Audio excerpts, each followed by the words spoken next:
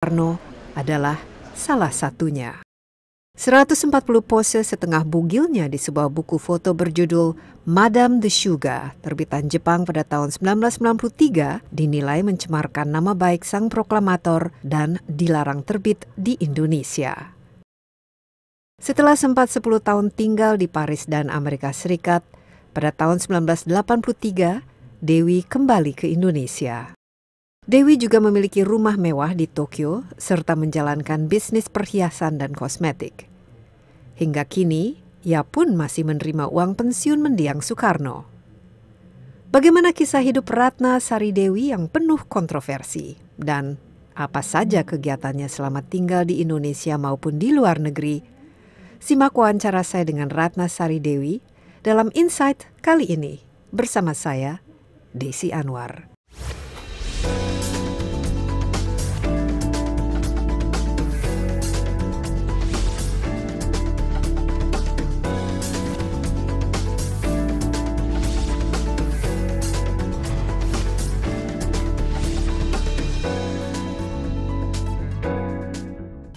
Bu Dewi, it's so lovely to see you here in Jakarta. You come to Indonesia often?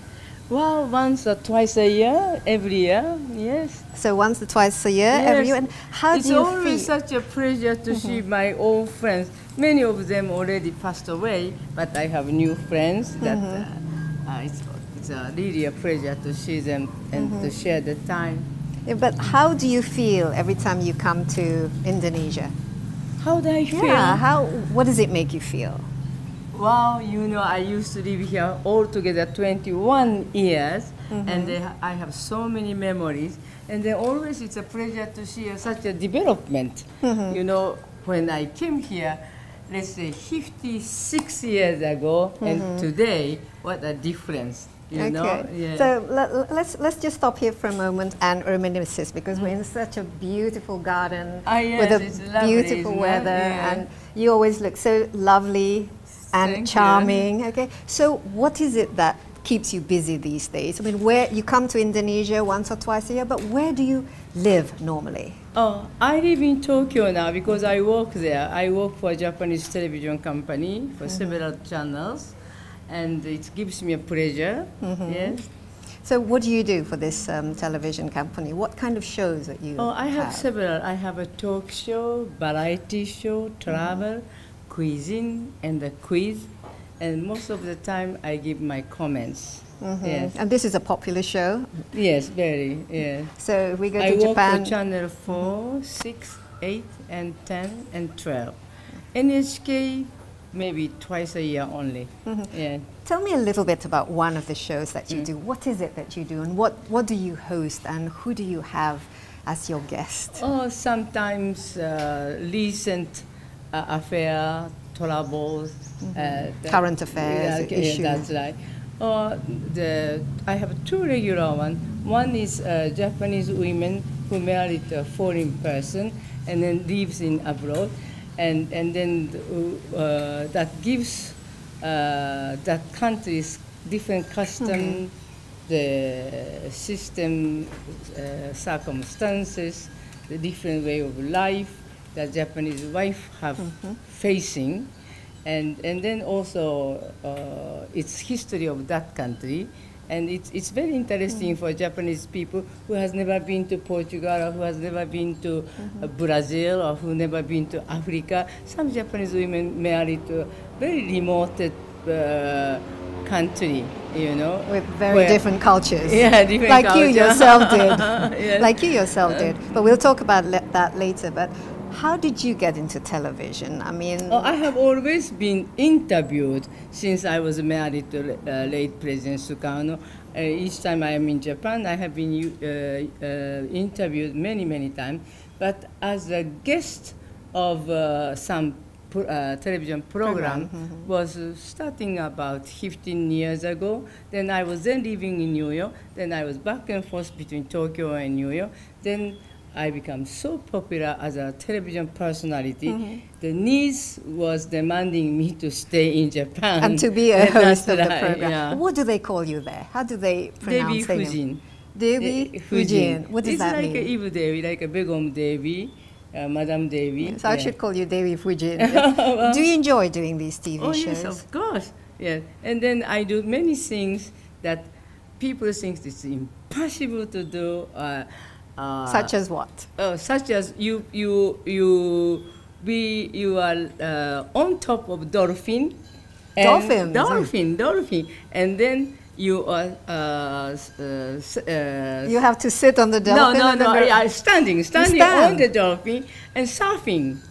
On top of the dolphin? Yes, I will show you. Okay, but I can send you the film. But was it difficult? Then I will be doing like a circus from the one, how do you go? In Japan it's called blank. I mean, it's like like an acrobatic, or it's from the one to the other. How do you call that? Well, some kind of hanging that How do you call that? A trapeze, a flying trapeze. Trapeze, that's it, trapeze. You have to do that.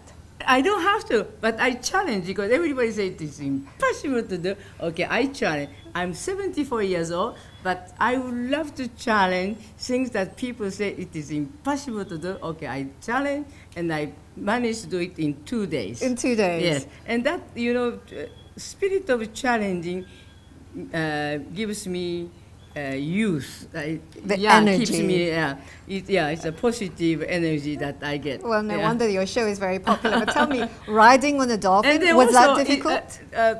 Riding dolphin, of course I fall to the water many times, but I also managed to do it in 2 days. Wow, that's amazing. I can even show you the film. Okay, we'll take a look at the film later. And I did the skydiving from 4,000 meters high. I did the skydiving. I did the bungee jump. Oh my God! Yeah, because even I haven't done any of those things. It's amazing. So I give the encouragement for all Japanese ladies by doing that things that people think impossible for 74 years old lady to do. I managed to make it. And you love it. Yeah, I love it. Yeah, I love challenging. You think 5-10 years from now you'll still be doing the same thing? I hope so. Cross the finger. Okay, so other than television, what else do you do? What keeps you busy? I do also lecture, talk show. I go almost all over the big cities in Japan because they request me to talk. And then I speak about women's life, about world topics, about a little bit of politics, a little bit of culture, a little bit of everything, And then also I have an NPO called Earth Society, and we help those refugees who are sacrificed of politics. Yes. So, and you also like for North Korea, I gave 120 tons of rice. I brought it myself in Pyongyang station, and I gave it to North Korean Red Cross Society. I brought all the brass rice, the rice from Thailand, China, by the by land or no train. By train. And I give to, Pyongyang station to the Japanese Red Cross Society. Why do you do these things? I mean, these are charity works that you're doing. Right? Why? Because I feel I have to do because the North Korean people were suffering for lack of food, And then also I went to Kashmir when they had, it was some years ago, when they had a huge earthquake. I went myself and I brought 3,556 warm clothes and 2,500 blankets. And I brought it myself. I didn't just ship it. I brought it myself, and I gave it to Pakistani Red Cross Society. But during the Japanese earthquake in Fukushima, were you also I went involved? 21 times. Yeah, I'm sorry. I went 3 times, and I visited 21 different places. And then also I am fighting for animal. I have myself 15 dogs. 15 dogs? Yes. And they're all the same in Japan, breed, or in Japan, there are, how do you call the dogs that is brought to the shelter. Like yeah. a dog shelter, like an Yeah. animal shelter? Instead of the shelter, they kill the dogs and the cats. Okay, euthanasia. Or they put them So down because they're strays. Yeah. No, well, the people give up having dog and cat, and they throw. And so you And we were give them a new house. we try to stop. We try to make a regulation for the breeder that all the breeders should have a license.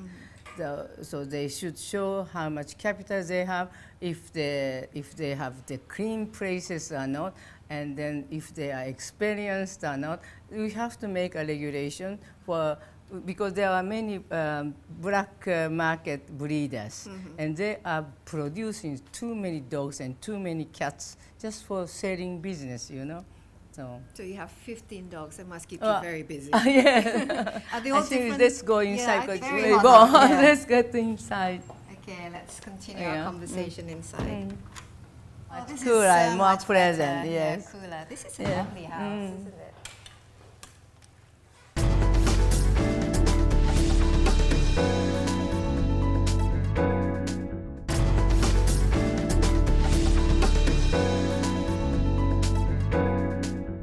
So, Ibu Dewi, I mean, I know a lot of your stories have been, you know, covered in the media, written and everything, but I still want to hear it directly from you of the first time that you met President Soekarno. I mean, I know that then you were 19 years old. Could you give us a little bit of the sense of what it was like for you as a 19-year-old meeting the President of the Republic of Indonesia then?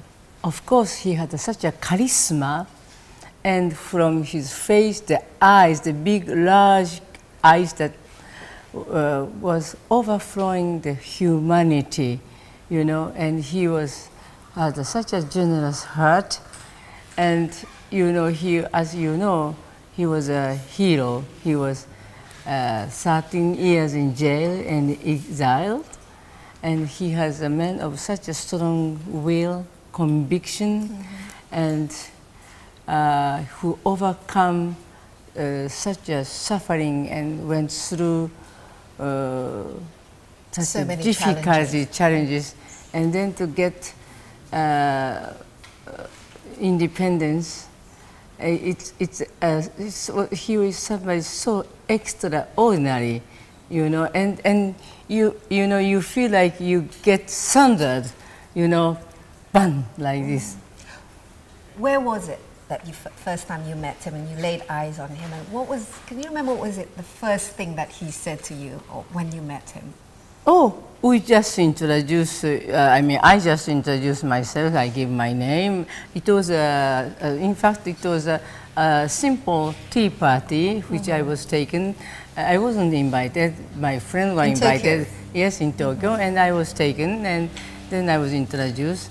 And then, of course, everybody was sitting down, and he was like... he was the center of attention. Yes, of course. And he was, as I say to you... You went up to him. He was introduced to him, and I was offered a tea. And then, you know, I was so amazed with his knowledge about Japan. You know, I understand while he was in jail, he has been learning English, Dutch, of course he was speaking Dutch, Russian, and as well as Japanese language. And he was so keen about Japanese history, and he could tell me every hero of Japan, and then he also knew which year, what kind of order that Prince Shotoku Taishi has made, or what Toyotomi Hideyoshi has done, and so forth. And he loved the Saigo, the recent hero at Meiji period. And then he was admiring all this Japanese historical figure. And I was so amazed at how come he is so aware of Japan history. Was it love at first sight? No, I wouldn't even dare to say it was a love. No, it was like I was maiden serving a God because he was so great, you know. The love comes much later. You were introduced by a friend. Was it because at that time President Soekarno visited Japan a lot? Yeah, he had the first few days official visit, and after it was an unofficial visit, and I met him at the unofficial visit time. Then he invited me to come to Indonesia for 2 weeks, and at that time I was thinking, should I marry or should I, you know? So I said to myself, if I go abroad, maybe I may have some idea about my life, what to do, you know. But also, it is a great honor to be invited to come to Indonesia for, you know, on those days in 1958, 59. There was no even jet plane. It was propeller plane, you know. In order to come to Jakarta, flying from Tokyo, Hong Kong, Bangkok, Singapore, then one night in Singapore, and then you can come here. Anyway, so after I've been here, he took me to Bali in Tampak Sirim, and then we were.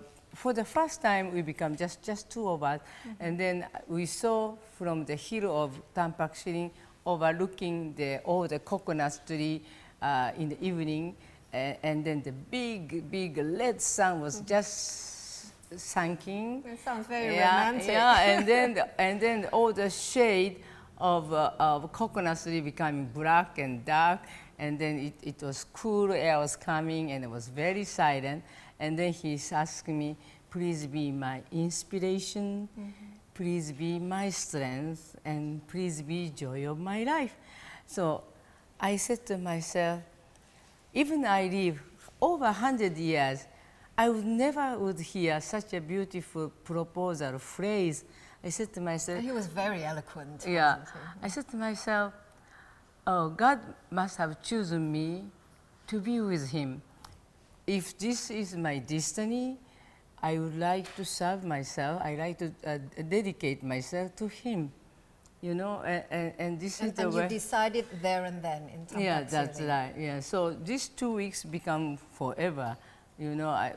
But my only worry was that I still had my mother there in Japan and my younger brother there, who needed me very badly, you know. You were 19, and you were still a student then, and then suddenly the president of a country asked you to be his wife, to be his inspiration. And then his strength. And then, you know, you still have parents.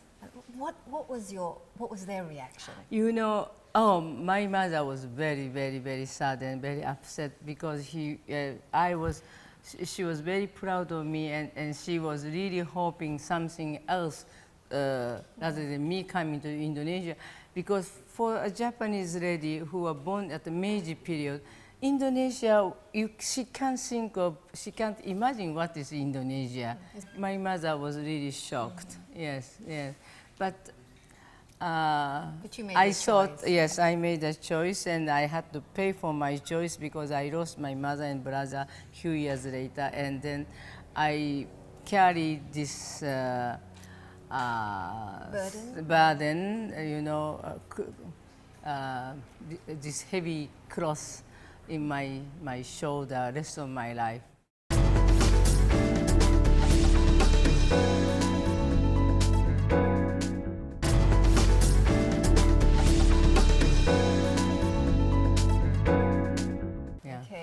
Let's go back to, you know, he proposed to you, and it was I will show destiny. you.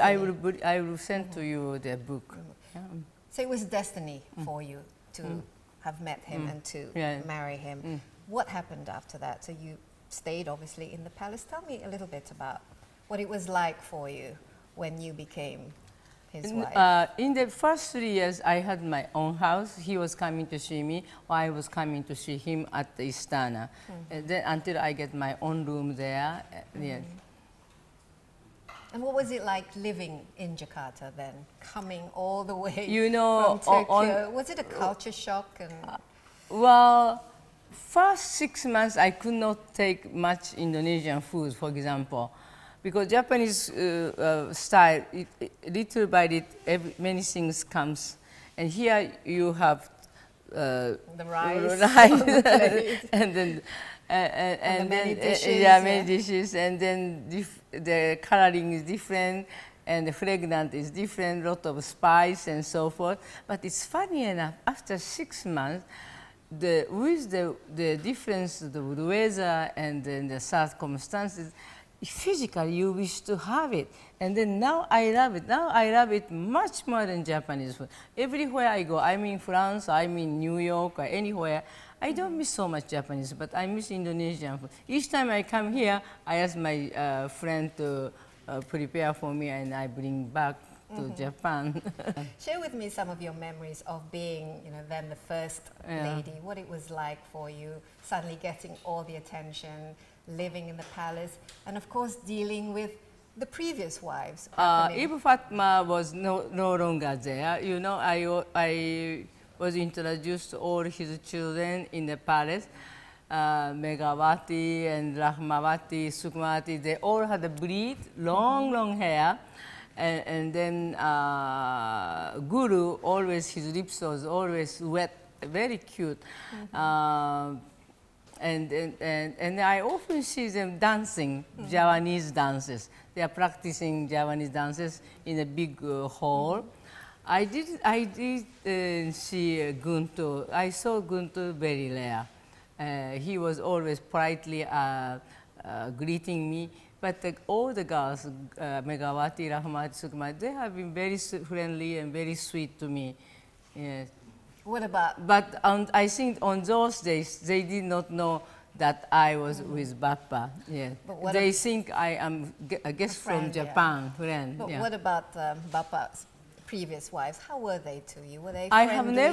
I have never seen Ibu Harutini until the day of the death of Bappa.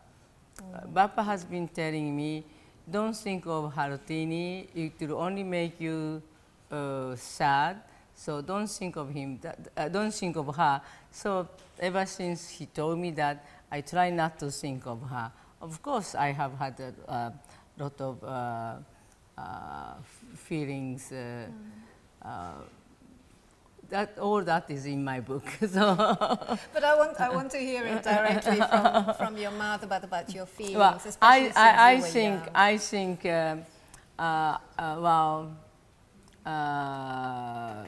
they must have been very difficult for you. Well, lots of jealousies, I have no friends here, no family here, and of course, if Harutini is from here, and she has a lot of friends, so of course, all her friends who lives in Jakarta as well as in Bogor, they try everything to harm me, everything to hurt me. You cannot imagine what I had to go through. But I bear it. I bear it everything for Bappa. Yes. Of course, I was very young. I was very badly hurt. Very badly hurt, yes. But I have never seen her until the day Bappa died. And we went together in the same plane, same car to Cerita, and afterwards, well, I think he told her that while he was still able to speak, he told her that I think he was hiding about me to her, and then when he was house detentioned at Wisma Yaso, when Ibu Harutini came to see him, she was allowed to come to see him time to time. And then I think one day they were watching together the Japanese magazine that was sent from Japan. And then there was a photo of me and Karina. And so that time I think he must have told her, in fact it was Ibu Harutini who told me that for the first time he recognized how, I'm sorry, I have been lying to you. Dewi is my wife, and then she bore a child in Japan and so forth. But please be like your younger sister. Both of you try to be a good friend and sister. Now, towards the end of his life? I know you've made statements saying that there was some kind of conspiracy to actually end his life. I mean, do you still believe that until now, that when he was sick, that he was actually being slowly poisoned, or yes, I tell you, a conspiracy to end him prematurely? Yes. When I went to Wismayaso, he was supposed to be there until 5 days ago, before he was taken to military hospital. I saw his bed was completely gray. The sheet was never been washed. And then I saw in the dressing room 2 basket, like a basket to trap the mouse. So 2 of them is there. And then I went to the bathroom. The razor for shaving, it's scattered around. It's already very red, And then I saw some medical equipment on the corridor, but looks like just like a decoration, never been used. And then I was talking to the servant that used to work for me, and then they said to me, Ibu, when Papa was taken to military hospital, he was still very well. He was taken to this how do you call that, stretcher. He was trying to get up so hard, saying, I don't want to be taken to the hospital. I wait Ibu Dewi here. I was waiting to wait Ibu Dewi here. He was shouting, I was told. So he was not falling into the ill first. And then when I arrived to the hospital, he was opening his mouth so big, and he was making such a big noise, like this, for hours. It was abnormal, And then I asked my doctor friend. I saw his last minute, before he died, how he was suffering. I explained the situation. He said to me, oh, he must have given so much sleeping pill or sleeping drugs, because most of the people who die commit suiciding with a sleeping pill. The end of the life is like that. So you felt it was deliberate? Yes, I think so, because I was crying, and I requested, I want to see the 5 doctors that's supposed to be taking care of him. And then they didn't allow me to see any of the doctors, and it was not fair. And then finally, because I insisted so much, the doctor came. I think if it was not 5, at least 3 doctors came. And I asked them, what is the real situation? What? And then the doctor told me, honestly, I'm sorry, Ibu, we are not allowed to tell you anything. So it was never proven? No. I think what has happened is that when I knew, when the government knew that I was flying down, coming from Paris, I think they didn't want me to see him while he was still able to speak for some reason. And I think they thought maybe they have to take his life quickly before I meet him.